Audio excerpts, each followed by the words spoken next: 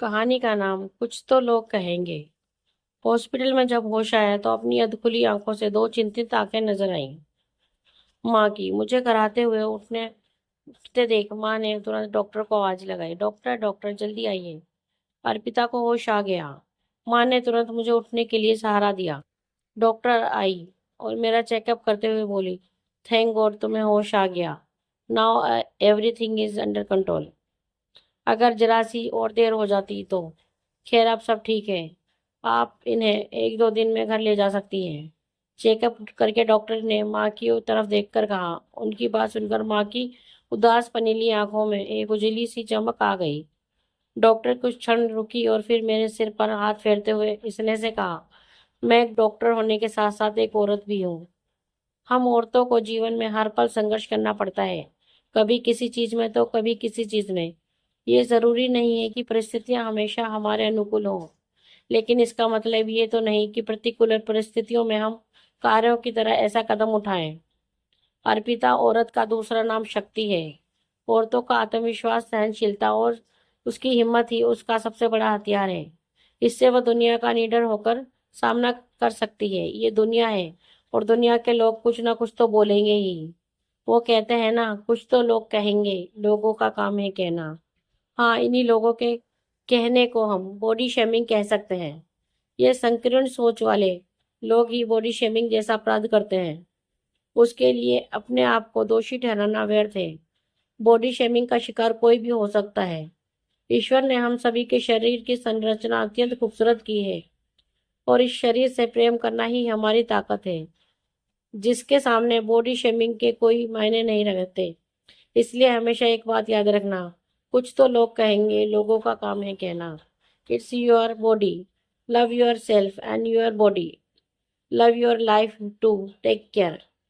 एक ममत्व भरे अंदाज में कहकर वो चली गई। धीरे धीरे समय बीतने लग के साथ साथ जीवन सामान्य ढंग से चलने लगा। एक दिन सुबह जब आँख खुली तो देखा बाहर मौसम बहुत सुहाना हो गया था। काले काले बादलों ने पूरे आकाश को अपनी बाहों में घेर रखा था। मैं बालकनी में कॉफी का कप हाथ में लिए सुहाने मौसम और सागर की अटखलियां करती लहरों की जुगलबंदी में खो गई थी। पता नहीं लहरों और मौसम की जुगलबंदी में क्या कशिश है कि वे सदा मुझे अपनी गहराइयों में खो जाने को विवश कर देते हैं। मनुष्य की शरीर की संरचना उसके हाथ में है, कहे क्या? उसके शरीर के भीतर क्या हो रहा है ये उसे कैसे पता होगा? क्यों हम इतने कमजोर पड़ जाते हैं कि बॉडी शेमिंग जैसे कुकृत्य कृत्य का शिकार हो जाते हैं और अपना आत्मविश्वास खो बैठते हैं। ईश्वर ने सभी मनुष्यों को इस तरह का वासी अपने हिसाब से बनाया है। ये तो प्राकृतिक है कि फिर हम कैसे प्रकृति के विरुद्ध जा सकते हैं। मैं अपने अपने विचारों के साथ इन लहरों में खोई ही थी कि अचानक मेरे फोन की घंटी बजी। हेलो हेलो अर्पिता, तुम आ रही हो ना आज? ये सभी बुजुर्ग तुम्हारी राह देख रहे हैं। फोन नवजीवन वृद्धालय की संस्थापिका मोहिनी जी का था। मोहिनी जी, वो कुछ नहीं अर्पिता, तुम्हें आना पड़ेगा। अरे, तुम तो जादूगर हो, जादूगर। एक हफ्ते भर में ही तुमने इन सभी पर ना जाने क्या जादू कर दिया। सभी तुम्हारे नाम की माला जपने लगे, रोज ही तुम्हारी कहानियां सुनने को व्याकुल हो जाते हैं। तुमने इन बुजुर्गों के बुझे चेहरों पर मुस्कान का जो अमूल्य तोहफा दिया है, उसे शब्दों में बयान नहीं किया जा सकता। पता है अर्पिता, ये बुजुर्ग जब यहाँ नवजीवन में आए थे तो ये सभी अपने जीवन से हताश और निराश हो चुके थे। सभी अपनों की मार के थपेड़े खाए हुए थे। यहाँ तक कि ये लोग अपने जीने की चाह खो चुके थे। किंतु तुमने इन्हें जीने की एक नई किरण दिखाई है।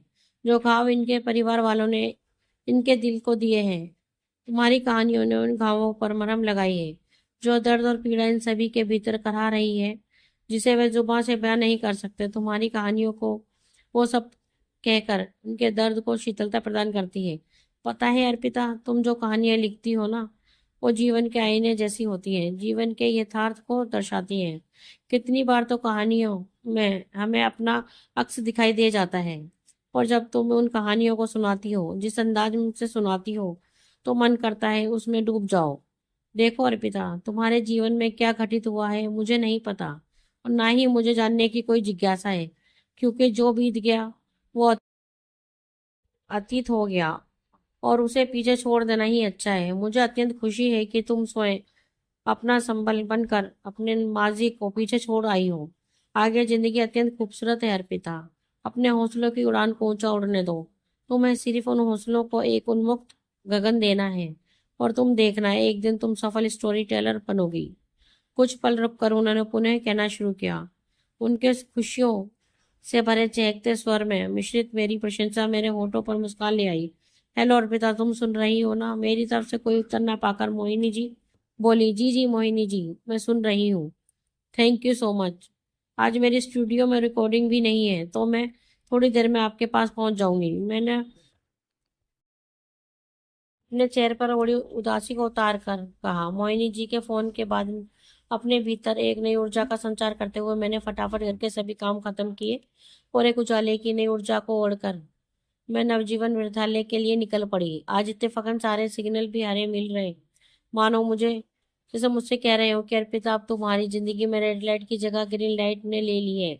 तुम बस आगे बढ़ो। जैसे जैसे एक एक सिग्नल आंखों के आगे से निकल रहे थे वैसे वैसे मेरे अर्पिता स्टोरी टेलर बनने तक का सफर भी आंखों के आगे से निकल रहा था। मैं अर्पिता अर्पिता पाठक, गोर वर्ण, तीखे नैन नक्श, इकहरी काया और लंबे घने केशों की स्वामिनी थी। कॉलेज में हर विषय में मेरी अच्छी पकड़ होने के कारण मैं अपने सभी शिक्षकों की प्रिय थी। लेखन क्षेत्र में अत्यंत रुचि होने के कारण मैं कॉलेज के सभी नाटकों की पटकथा लिखने के साथ साथ बैक स्टेज पर उनका वर्णन करती। जब भी मैं कोई नाट्य या पटकथा का वर्णन करती सभी मंत्रमुग्ध होते। कॉलेज के वार्षिकोत्सव के नाट्य मंचन के बाद सभी मेरी पटकथा और वर्णन शैली की प्रशंसा कर रहे थे कि अचानक किसी ने मेरे कान में कहा, ईश्वर ने आपको सौंदर्य के साथ साथ कला का भी अनुपम उपहार दिया है। कुछ तो बात है आप में और आपकी कला में, बहुत खूबसूरत। इससे पहले मैं संभल पाती वो कहकर चला गया, पर उसकी आवाज मेरे भीतर एक अजीब सी हलचल पैदा करके मेरे कानों में बस गई थी। शायद वो अपने शब्दों के साथ कुछ और भी मेरे कानों में और मेरे भीतर छोड़ गया था। पर वो कौन था मुझे नहीं पता था, बस उसकी आवाज ही उसकी पहचान थी। दिन यूं ही बीत रहे थे। एक दिन मैं कॉलेज लाइब्रेरी में बैठी थी। अचानक, मैम हिंदी साहित्य का सेक्शन कहाँ है? मुझे प्रेमचंद्र और अमृता प्रीतम का साहित्य संग्रह देखना था की आवाज ने मेरा ध्यान खींचा। वही आवाज पुनः सुनी तो मेरे कानों में वार्षिकोत्सव वाली आवाज गूंज उठ गई।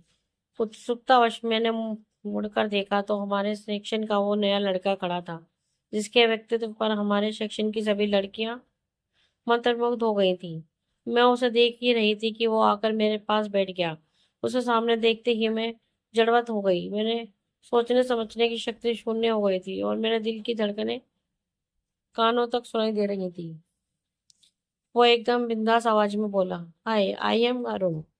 हाय अर्पिता, कंठ में अपने शब्दों को नियंत्रित करते हुए मैंने कहा, आप तो कमाल का लिखती हैं और उससे ज्यादा कमाल आपकी आवाज और बोलने का अंदाज।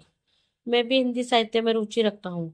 खास तौर पर मुझे कहानियां पढ़ने की में अत्यंत रुचि है, जैसे अमृता प्रीतम की, प्रेमचंद की। वो अपनी ही धुन में बोले जा रहा था।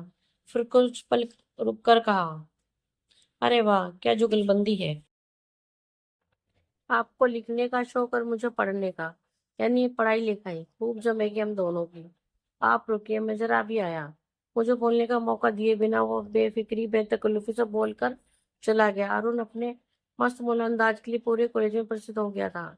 धीरे धीरे हम अच्छे दोस्त बन गए। वो बोलता रहता और मैं उसे अपलक निहारती रहती। हमारे दिलों में एक हिस्से कब एक दूसरे की रूह में से जुड़ गए पता ही नहीं चला। वो हमेशा मेरी खूबसूरती के कसीदे पढ़ता रहता कि प्रेम ना बहुत ही बड़ी ही अद्भुत होता है। आपको सदा कल्पना लोक की सैर करवाता रहता है। समय अपनी गति से बढ़ रहा था। कॉलेज के अंतिम वर्ष तक आते आते मेरे शरीर में कुछ हार्मोनल बदलाव के कारण मेरे पीरियड नियमित हो गए, जिसके परिणाम स्वरूप मेरा वजन बढ़ने लगा और मैं मोटी होने लगी थी। अरुण की गहरी शरीर वाली अर्पिता मोटी अर्पिता बन रही थी। मेरे बढ़ते मोटापे को देखकर शुरू में वो मुझे मोटी मोटी कहकर छोड़ने लगा।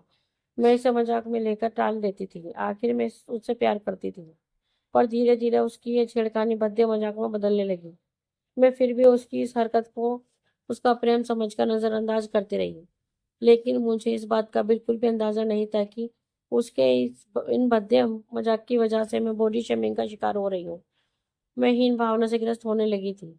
मेरा आत्मविश्वास डगमगाने लगा था।